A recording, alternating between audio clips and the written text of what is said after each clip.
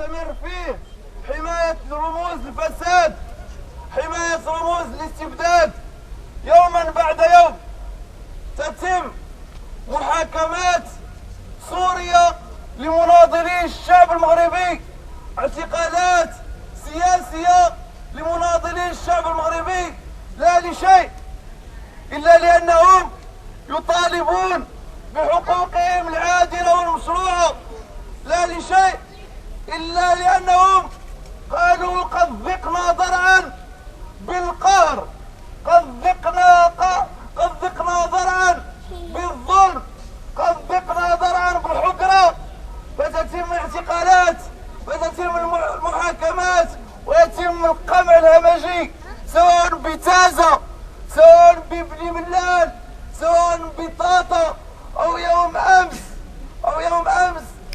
القمع. وعدنا العائلات ما تشغيلها والممات، وعدنا العائلات ما تشغيلها والممات، وعدنا العائلات ما تشغيلها والممات. أو يوم أمس القمع الهمجي الذي تعرض له الأطر العليا بمدينة الرباط، ولا زال إلى حد الآن 10 مناضلين معتقلين في سجون النظام. كذلك تستمر هذه المسرحية، مسرحية المحاكمة المهزلة لمناضلي الفرع المحلي. نقول رغم التأجيلات وتمطيطها، نقول أن لا شيء سيوقف عزمنا، أن لا شيء سيوقف همة مناضلي ومناضلات فرع النضور الصامد، وأننا سائرون إلى الأمام حتى تحقيق كافة مطالبنا العادلة والمشروعة.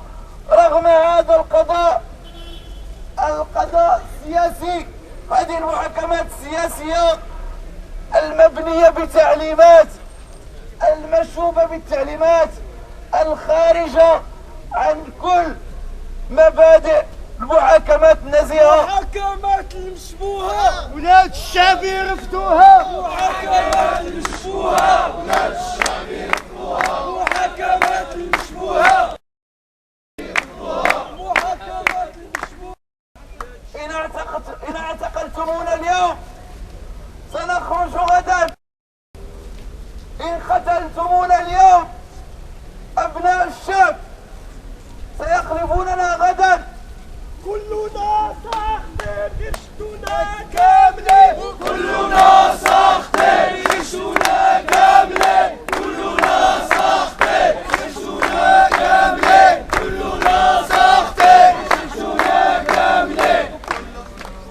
ولا شيء سيوقف زحف الجمعية الوطنية سوى تحقيق أهدافها العادلة والمشروعة.